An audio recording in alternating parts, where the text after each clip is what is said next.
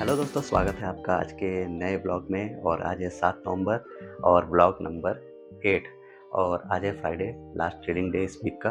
और फिलहाल मेरे पास मतलब टाइम की आज बहुत कमी है। आज हो सकता है कि मैं ट्रेड कर भी ना पाऊँ। और अगर मार्केट ओपन होने के बाद कुछ अच्छा प्राइस एक्शन 15-20 मिनट के अंदर मिलेगा तो ही मैं ट्रेड कर पाऊँगा, क्योंकि आज मैं रेडी हो चुका हूँ, तैयार हूँ और मुझे कहीं जाना है बहुत ही इम्पोर्टेंट काम से। और आप लोगों को मैंने अपनी प्रॉब्लम्स बताई थी कि बहुत सी प्रॉब्लम्स मेरी लाइफ में चल रही है। उसमें से आज एक बड़ी प्रॉब्लम मैं आपके साथ शेयर करने वाला हूँ और इसीलिए मुझे कहीं जाना है। 9:30 बजे का टाइम है, मुझे यहाँ घर से निकलना होगा अपने भाई को लेके। कहाँ जाना है, किस काम से जाना है, क्या प्रॉब्लम है, वो आगे के व्लॉग्स में मैं आपके साथ शेयर करूँगा। फ़िलहाल मैं अपने ट्रेडिंग सेटअप पे आ चुका हूँ। टाइम लगभग वही 9:10 हो रहा है। 5 मिनट में मार्केट ओपन होगा। अगर कुछ अच्छा प्राइस एक्शन देखने को मिलेगा तो मैं ट्रेड करूँगा, वरना मान के चलिए कि आज आपको एक नॉर्मल ब्लॉग मिल सकता है देखने के लिए। तो पूरा ब्लॉग देखिएगा और वीडियो को लाइक करिएगा। और आपको मैं जो चीज़ बताने वाला हूँ शायद आपको जान के थोड़ा-सा शॉक लगेगा कि ऐसी भी प्रॉब्लम हो सकती है। पर हाँ, प्रॉब्लम्स आती है तो बता के नहीं आती है।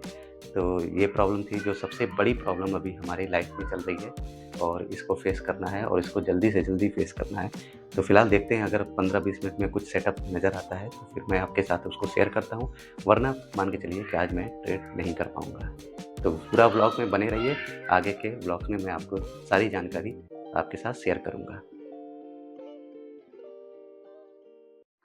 तो दोस्तों, अभी मार्केट ओपन होने वाला है, बस कुछ सेकंड बचा है। तो पहला ट्रेड तो मैं सही ट्रेडिंग ऐप में ही करूँगा।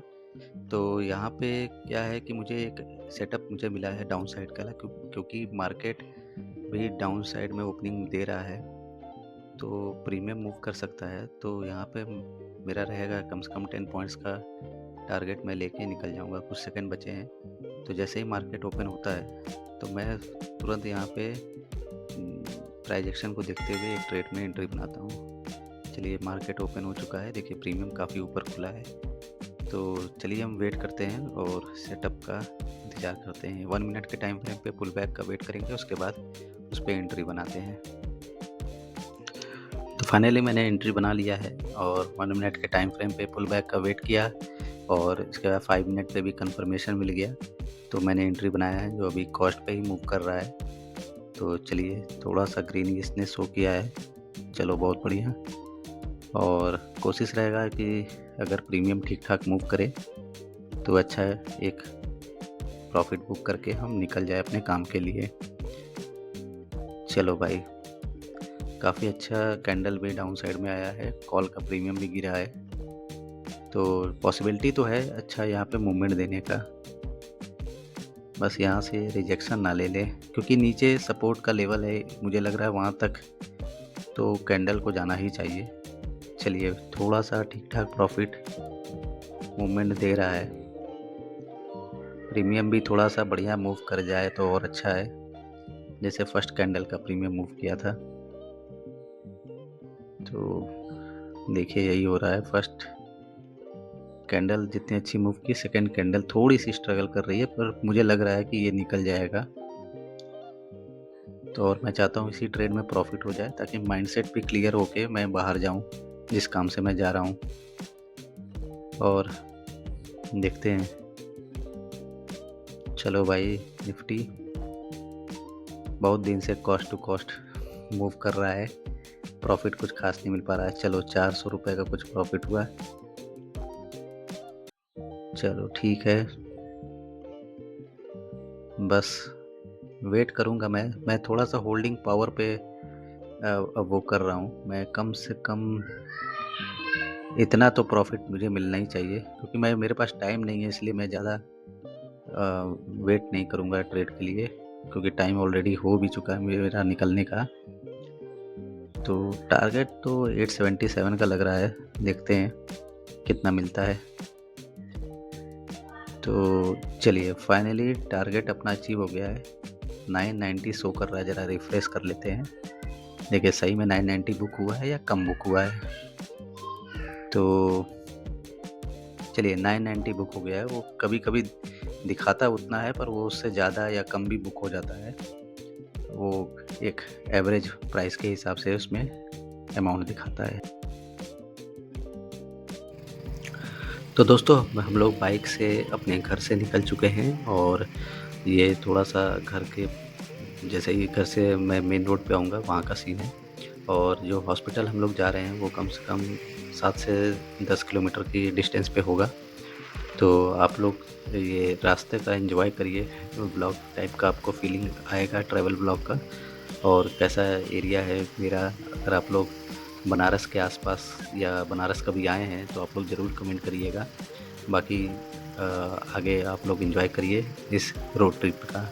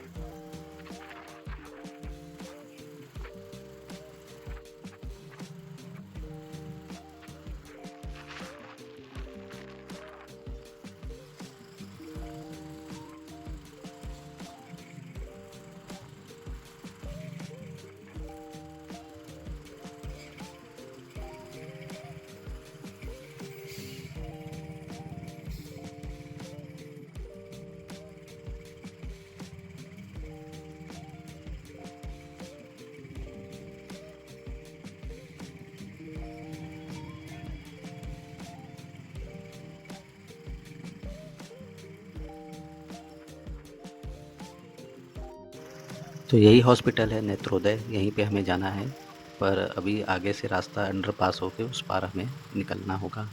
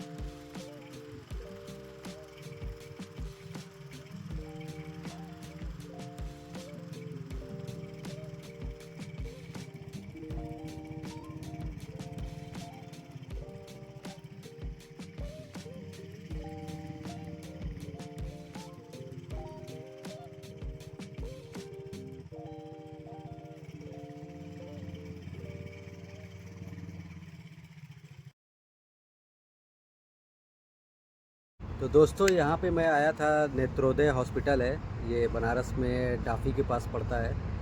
और अपने भाई का आँख का दिखाने आया था। उसकी आँख की कॉर्निया फट गई है और उसी का ऑपरेशन से रिलेटेड बातचीत करनी थी। और ऑपरेशन एक माइनर हो चुका है, पर वो सिर्फ टेम्परेरी फिक्स करने के लिए था। बाकी आज डॉक्टर कोई अवेलेबल ही नहीं है। और मतलब कि कोई भी डॉक्टर अवेलेबल नहीं है। मंडे टू फ्राइडे ही अवेलेबल रहेंगे, पर आज के दिन अवेलेबल नहीं है। तो फिर से मुझे नेक्स्ट मंडे के बाद ही, या मंडे को या उसके बाद ही आना पड़ेगा। तो आज का काम कुछ खास हुआ नहीं। फ़िलहाल यही है कि कॉर्निया रिप्लेसमेंट ही एक ऑप्शन है इसका परमानेंट सल्यूशन, और उसमें बहुत पैसे लगेंगे। अब देखते हैं आगे क्या करना है। तो दोस्तों फाइनली मैं घर पे वापस आ गया और वापस आया हूँ और आपको अपडेट दे दिया था कि वहाँ पे कई डॉक्टर अवेलेबल नहीं थे, इसलिए कुछ कुछ काम हो नहीं पाया। एक्चुअल में प्रॉब्लम क्या थी कि ये मेरे भाई को प्रॉब्लम है, एक ऐसे बीमारी है मतलब आँख की, जिसको बोलते हैं केराटोकोनस। और ये बाय बर्थ होता है, ठीक है, बाय बर्थ होता है। और इसका सिम्टम जब जो पता चलता है वो होता है लगभग आपकी जब एज 18-19 साल हो जाती है तब। और उस एज में जब ये पता चलता है तो फिर स्टार्टिंग्स में तो आपको समझ में नहीं आता कि ये है क्या, ठीक है। और ऐसे नॉर्मल डॉक्टर जैसे हमारे बनारस में जो थे वो लोग जब देखते थे तो उन लोग को भी ये चीज़ का कोई आइडिया नहीं था कि भाई ये क्या है। बस वो बस 4-5 चश्मे का पावर दे देते थे, कह देते हो गया। पर एक्चुअल में वो प्रॉब्लम क्या थी, इसमें प्रॉब्लम क्या होती है कि आपको जैसे डबल रिफ्लेक्शन दिखता है। जैसे कोई आदमी खड़ा है तो उसको लगेगा कि एक रिफ्लेक्शन और भी है, उसके बगल में भी कोई आदमी खड़ा है, इस तरह से होता है। तो बहुत ही खतरनाक बीमारी है ये। और इसमें क्या है कि अगर आप टाइमली इलाज नहीं करेंगे तो आपका जो आँख है, ये धीरे-धीरे एज के हिसाब से ये बाहर आता जाएगा और बाहर आता जाएगा। आप सर्च करिएगा केराटोकोनस का और इमेज देखिएगा तो आपको डर जाएँगे। तो ऐसा होता है अगर आप इसका टाइमली इलाज नहीं करते हैं तो। तो जब हम लोग को ये बात पता चली, हम लोगों ने पता किया कि क्या प्रॉब्लम है और कानपुर गए, वहाँ पे हॉस्पिटल में ये पता चला। फिर वहाँ से फिर हम लोगों ने किसी ने सजेशन दिया कि आप लोग चेन्नई जाइए। और ये बात मैं बता रहा हूँ लगभग 2013-2014 की बात बता रहा हूँ। और उस समय फिर हम लोग चेन्नई गए। चेन्नई में बहुत से ट्रीटमेंट उसके चले ताकि उसको पहले रोका जाए। जो आँख, ये जो आँख की पुतली है जो बाहर की तरफ निकल जाती है एज के हिसाब से, उसको कम किया जाए। तो उसका हुआ। उसके बाद 3 बार हम लोग चेन्नई गए। चेन्नई में शंकरा नेत्रालय एक हॉस्पिटल है, काफ़ी फ़ेमस हॉस्पिटल है आँख के लिए। इंडिया के हर कोने से लोग जाते हैं वहाँ पे इलाज कराने के लिए।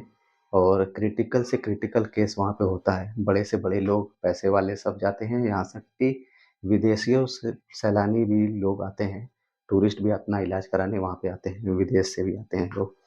तो यही सब चीज़ें था। तो चेन्नई का शंकरा नेत्रालय बहुत ही अच्छा हॉस्पिटल है। तो लास्ट टाइम हम लोग मतलब 2018 में गए थे, वहाँ पे ट्रीटमेंट कराए थे। क्योंकि वाराणसी से भाई दूर पड़ता है, तो इसलिए हमेशा तो जा नहीं सकते थे। तो हमने डॉक्टर से रिक्वेस्ट किया था कि हम 2 साल पे हम लोग आएँगे, हर 2 साल पे आ जाएँगे। तो उन्होंने भी बोला था ठीक है। फिर पढ़ाई-लिखाई के चक्कर में मेरा भाई को टाइम नहीं मिला और फिर बनारस में भी कुछ अच्छे हॉस्पिटल खुल गए जिसमें वहाँ के ही स्पेशलिस्ट डॉक्टर यहाँ पे भी आते थे। तो फिर मेरे भाई को जैसे पता था, बहुत लोगों को पता है कि वो इटली गया था पढ़ाई करने के लिए 6 महीने के लिए स्कॉलरशिप मिला था उसको 6 महीने के लिए रिसर्च के लिए भेजा गया था इटली में। इटली की पाडुआ यूनिवर्सिटी है वहाँ पे। तो फिर क्या हुआ कि वो यहाँ पे एक हॉस्पिटल है जहाँ पे आज मैं गया था, वहाँ पे वो अपना पूरा संकरा नेत्रालय की फ़ाइल लेके गया था जो भी उसके साथ हुआ। उसके बाद वो चीज़ मतलब कि अगर कोई प्रॉब्लम हो जाती है वहाँ तो भाई विदेश में तो और भी खर्चा बढ़ जाता है। तो इसलिए पहले ही से ही एक बार फ़ॉलो थ्रू करने के लिए कि मतलब ठीक रहे, कोई प्रॉब्लम तो नहीं है, तो वहाँ उस समय सही था। प्रॉब्लम हुआ क्या कि एक दिन ये नहा रहा था, दिवाली से कुछ दिन पहले की बात है। नहा रहा था और शावर से नहा रहा था और उसके आँख में डायरेक्ट शायद पानी गया और उस पानी जाने की वजह से उसकी कॉर्निया डैमेज हो गई, मतलब आँख की पुतली फट गई, कॉर्निया फट गई। और उस समय समझ जाइए ऐसा था कि दिवाली की वजह से सारे हॉस्पिटल बंद थे, हॉस्पिटल में छुट्टियाँ चल रही थी। 3 दिन तक किसी तरह से उस दर्द में, उस तकलीफ़ में वो झ रहा। मेरा छोटा भाई है वो। और उसके बाद फिर हम लोगों ने फिर इसी हॉस्पिटल में जहाँ आज गए थे यहाँ पे गए। सेम डे वहाँ पे मतलब कि एक छोटा ऑपरेशन किया गया ताकि इस चीज़ को रोका जाए फ़िलहाल के लिए। टेम्परेरी कह सकते हैं कि इलाज हुआ और उसके बाद कहा गया कि आपको हफ़्ते दिन 1 हफ़्ते बाद 10 दिन बाद आपको बुलाया जाएगा। तो इससे पहले भी हम लोग एक बार जा चुके हैं, तो उस दिन नॉर्मल चेकअप हुआ। आज था कि एक लेंस लगाया गया है, उस लेंस को निकाला जाएगा। ये बात होनी थी पर आज डॉक्टर अवेलेबल नहीं थे, तो इसलिए आज कुछ हो नहीं पाया। इसका परमानेंट सॉल्यूशन अगर सॉल्यूशन की बात करें, तो सिर्फ़ और सिर्फ़ कॉर्निया ट्रांसप्लांट ही एक सॉल्यूशन है।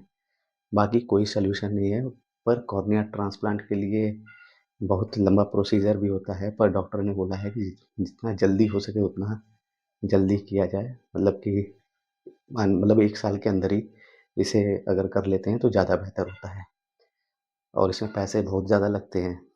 तो यही सब चीज़ें हैं और ये मतलब कि लाइफ़ चेंजिंग वाला है। मेरे भाई का पीएचडी करता है। उसका पीएचडी कंप्लीट होने वाला था ये नवंबर में, जिसकी वजह से अब वो थोड़ा-सा डिले हो रहा है। फिर उसको इटली में भी एक तरह से जॉब का भी ऑफ़र आया था, पर वो भी अब मुश्किल लग रहा है क्योंकि अब जब तक ये पूरा तरीके से सही नहीं हो पाएगा, तब तक वहाँ जाना भी सही नहीं है। तो बहुत सी सिचुएशन गड़बड़ हो गई। हमारी फाइनेंशियल कंडीशन उस लेवल की अभी है भी नहीं कि मतलब कि हर चीज़ मतलब कि तुरंत कर दिया जाए। थोड़ा-सा इस समय बहुत स्ट्रगल चल रहा है और लाइफ़ में समझ जाओ कि भाई 2025 एकदम डिज़ास्टर के रूप में हम लोग के लिए आया। कुछ भी अच्छा नहीं हुआ, सब चीज़ बुरा से बुरा ही हो रहा है।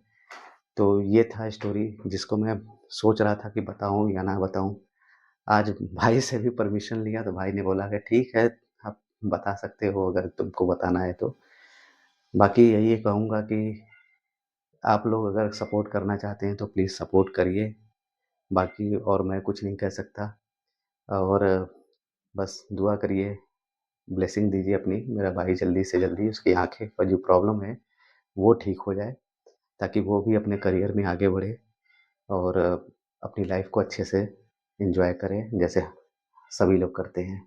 बाकी ये था कि भाई वहाँ से थोड़ा-सा हमें उसकी दवाइयाँ लेनी थी, जो कि हॉस्पिटल में अवेलेबल नहीं थी, तो हम लोग को दवा लेने के लिए बाहर जाना पड़ा। तो वहाँ पे थोड़ा टाइम लग गया और इसकी वजह से जो मैं मॉर्निंग में ट्रेड किया था, बस वही मेरा ट्रेड है और इसीलिए मैं ज़्यादा रिस्क नहीं ले सकता हूँ क्योंकि ज़्यादा रिस्क लूँगा तो फिर वही है कि भई लॉस भी होगा और इसीलिए मैं छोटा-छोटा प्रॉफ़िट कर रहा हूँ ताकि मेरा लॉस ना हो, कम से कम मेरी स्टेबिलिटी बनी रहे, मुझ पे मैं किसी और के ऊपर डिपेंड ना हो पाऊँ, मेरी कोशिश यही रहती है। तो फिलहाल अभी टाइम बज रहा है 2 बज के 15 मिनट, ठीक है? 1 मिनट हाँ, 2 बज के 15 मिनट हो रहा है और मैंने सिर्फ़ मॉर्निंग में एक ही ट्रेड किया था और उसके बाद कोई भी ट्रेड नहीं किया क्योंकि अभी थोड़ी देर पहले आया और तो खाना-पीना खाया, लंच किया, उसके बाद मैं अपना सेटअप खोला हूँ, तो मार्केट तो अच्छा मूव किया। मैं तो ये जान रहा था कि आज मैं ट्रेड ज़्यादा नहीं करूँगा, तो मार्केट अच्छा मूव करेगा, डाउन साइड भी गया, अप साइड में गया, फिर डाउन साइड में आया। तो भाई ये मूवमेंट तो अच्छा हुआ। आपको दिखाता हूँ कि आज के मार्केट में क्या हुआ है। तो फाइनली ये देखिए, ये है निफ्टी का चार्ट और अगर इसको देखेंगे तो भाई देखिए डाउन साइड में कैंडल आई थी। यहाँ से मैं चार्ट को बड़ा कर देता हूँ। तो लगभग इसी 2 कैंडल में मैंने अपना प्रॉफ़िट बुक किया था, ख़ासकर इस कैंडल में मैंने अपना प्रॉफ़िट बुक किया था। उसके बाद देखिए रिकवरी भी दिया, अपसाइड में गया, यहाँ पे मूवमेंट अच्छा हुआ और अभी भी देखेंगे तो ये डाउन साइड में काफ़ी अच्छा इसका प्रीमियम मूव किया था। अगर हम यहाँ पे पुट का प्रीमियम देखेंगे तो इसमें भी स्पाइक अच्छे आए थे। पर ये था कि ये सब टोटल पूरा ट्रेड मुझसे मिस हो गया है। और अगर अकाउंट की बात करें, पोजीशन की बात करें तो ये देखिए कुछ भी नहीं है आज के दिन, नो ऑर्डर, कुछ भी नहीं है क्योंकि टाइम ही नहीं मिला था। सिर्फ मॉर्निंग में एक ही ट्रेड किए थे, ये अपने सही वाले ट्रेडिंग ऐप में, जिसमें 990 रुपये प्रॉफिट हुआ था। तो ठीक है, एक अकाउंट में प्रॉफिट हुआ है, ऐसा नहीं है कि नहीं हुआ है। और तो इसीलिए आज का डे यहीं पे क्लोज करते हैं क्योंकि टाइम भी ऑलरेडी हो चुका है। और जो मैं अपना ये जो जर्नल बनाता हूँ, ये जर्नल बनाता हूँ जो, इस जर्नल के अकॉर्डिंग यही फाइनल कंक्लूजन निकला है अभी तक का। पुराना जर्नल जो मैंने बनाया था और अभी का जो जर्नल मैं बनाता हूँ, उसमें फाइनल कंक्लूजन यही निकला है कि मॉर्निंग के ही टाइम पे मैं ज़्यादा प्रॉफिट कर पाता हूँ। उसके बाद थोड़ा-सा स्ट्रगल रहता है, बहुत कम ही प्रॉफिट हो पाता है। ज़्यादातर मेरा उसमें फिर एसएल ही हिट होता है या लॉस हो जाता है, या फिर प्रॉफिट को मैं लॉस में कन्वर्ट कर लेता हूँ। तो इसलिए आज मैंने 13.2 पॉइंट इसमें कैप्चर किया है, जो कि मैं काफ़ी दिन से इधर 2-3 दिन से खासकर 10 पॉइंट का टारगेट मैं नहीं ले पा रहा था। तो ओवरऑल देखा जाए तो आज का दिन एक ट्रेड में ठीक-ठाक निकल गया है और अभी भी चांसेस हैं मार्केट में कुछ ना कुछ करने का। टाइम तो है, पर मैं इस टाइम ट्रेड नहीं करता हूँ, इसलिए मैं नहीं करूँगा। तो ओवरऑल आज के ब्लॉग में बस इतना ही। मैं आपको थोड़ा-सा ट्रैवल ब्लॉग वाला भी फीलिंग दिला दिया और अपनी पर्सनल जो प्रॉब्लम थी, जो मेरी घर की एक तरह से कह सकते हैं सबसे बड़ी प्रॉब्लम इस समय है, मैं उसको भी आपके साथ शेयर किया। अगर आप लोग कुछ हेल्प करना चाहते हैं तो प्लीज़ आप हेल्प कर सकते हैं, मैं मना नहीं करूँगा क्योंकि मेरा चैनल भी डिमोनेटाइज़ हो चुका है। और अगर मैं ज़्यादा कुछ नहीं बोल सकता इसमें, बस आपके ऊपर है।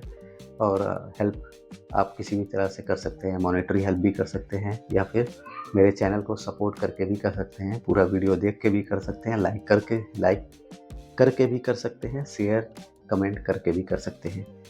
बाकी आज का ब्लॉग अगर आपको अच्छा लगा, कोई भी आपको प्रॉब्लम हो या फिर कोई भी आपकी इस विषय पे या कोई भी नॉलेज हो और कोई भी प्रॉब्लम हो, नॉलेज हो, कुछ भी हो, तो आप कमेंट में ज़रूर रिप्लाई दीजिए।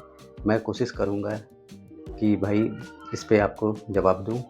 और भाई को मैं बोला कि एक बार कैमरे पे आ जाओ, पर वो थोड़ा-सा कैमरा शाई है तो इसलिए वो उतना नहीं उस पे आया। पर बाकी यही ओवरऑल सब चीज़ें हैं। तो फ़िलहाल आज के लिए इस ब्लॉग में बस इतना ही। फिर मिलते हैं किसी और ब्लॉग में, तब तक के लिए धन्यवाद।